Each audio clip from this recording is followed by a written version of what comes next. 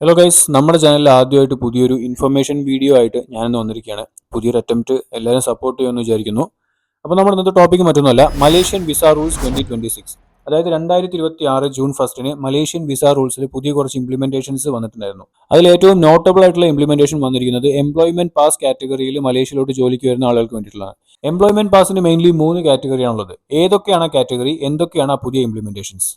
അതിൽ ആദ്യത്തേത് the top category 1, സിഇഒമാര്, managing directors, regional directors, senior project directors, senior project managers, technical directors എന്നീ job titles ഒക്കെയാണ് category 1 വരുന്നത്. അടുത്തത് category 2, managers, senior engineers, department head എന്നീ പോസ്റ്റിംഗിൽ ജോലി ചെയ്യുന്ന ആളുകളൊക്കെയാണ് കാറ്റഗറി 2 വരുന്നത്.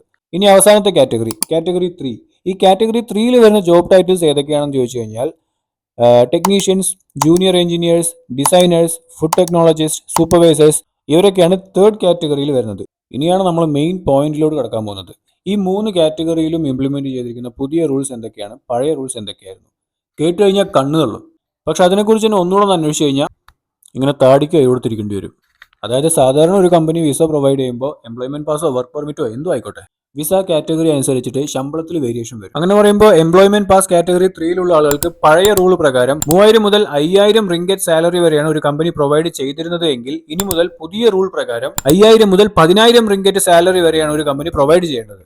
അതായത് ഇത് റുപ്പീസിലോട്ട് കൺവേർട്ട് ചെയ്യുകയാണെങ്കിൽ 5000 റിംഗറ്റ് എന്ന് പറയുന്നത് 1.25 ലക്ഷം രൂപയും 10000 റിംഗറ്റ് എന്ന് പറയുന്നത് 2,30,000 രൂപയുമാണ്.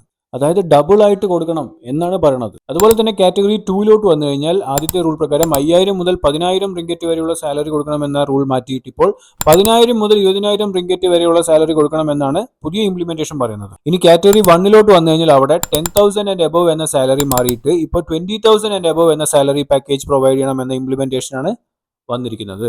ഇത് കേൾക്കുമ്പോൾ പല ആളുകളുടെയും കണ്ണു തള്ളിയിട്ടുണ്ടാവും. എന്നാൽ ശരിക്കും ഈ ഒരു ഇംപ്ലിമെന്റേഷന്റെ യഥാർത്ഥ മോട്ടീവ് എന്താണ്? ഇത് ഫോറിനേഴ്സിന് മലേഷ്യയിലോട്ടുള്ള ഒരു ഗ്രേറ്റ് ജോബ് ഓപ്പർച്യൂണിറ്റി ആണ് എന്ന് നിങ്ങൾക്ക് തോന്നിയിട്ടുണ്ടെങ്കിൽ നിങ്ങൾക്ക് തെറ്റി. ഇത് ശരിക്കും നേരത്തെ പറഞ്ഞ കാറ്റഗറീസിലുള്ള ജോബ് ഓപ്പർച്യൂണിറ്റീസ് മലേഷ്യൻ ലോക്കൽസിന് തന്നെ കിട്ടാൻ വേണ്ടിയിട്ടുള്ള മലേഷ്യൻ ഗവൺമെന്റിന്റെ ഒരു പുതിയ പരിപാടിയാണ്. അതായത് നേരത്തെ പ്രൊവൈഡ് ചെയ്തതിന്റെ ഡബിൾ ദ സാലറി ഇനി മുതൽ ജൂനിയർ, സീനിയർ, ചീഫ് എക്സിക്യൂട്ടീവ് സ്റ്റാഫ്സിന് എല്ലാ കമ്പനികളും പ്രൊവൈഡ് ചെയ്യണം എന്നത് നിർബന്ധമാകുമ്പോൾ ഓട്ടോമാറ്റിക് ആയിട്ട് കമ്പനികൾ ഫോറിനേഴ്സിനെ ഹയർ ചെയ്യുന്നത് നിർത്തും.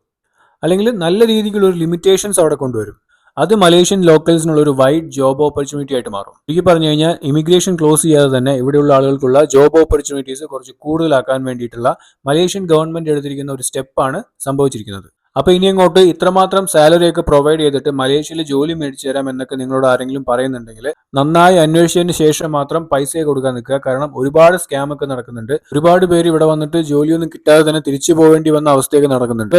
ഞാനിപ്പോൾ പറഞ്ഞത് എംപ്ലോയ്മെന്റ് പാസ് കാറ്റഗറിയിൽ വന്നിരിക്കുന്ന പുതിയ ഇംപ്ലിമെന്റേഷനെ കുറിച്ച് മാത്രമാണ്. പുതിയ വിസ റൂൾസ് ഒരുപാട് ഇനിയും ഉണ്ട്. ആ ഇൻഫർമേഷൻസിനെ കുറിച്ചൊക്കെ നമ്മുടെ ചാനലിൽ വീഡിയോ വരണം എന്ന് നിങ്ങൾക്ക് ആഗ്രഹം ഉണ്ടെങ്കിൽ ജസ്റ്റ് ഒന്ന് കമന്റ് ചെയ്താൽ മാത്രം മതി. അപ്പോൾ പുതിയൊരു വീഡിയോ ആയിട്ട് നമുക്ക് ഉടനെ വരാം. ഇനിയിപ്പോൾ ഇതിൽ സബ്സ്ക്രൈബ് ചെയ്യാത്ത ആളുകളുണ്ടെങ്കിൽ ഒന്ന് സബ്സ്ക്രൈബ് കൂടെ ചെയ്തിട്ട് പോകണേ. നമുക്ക് വീണ്ടും കാണാം.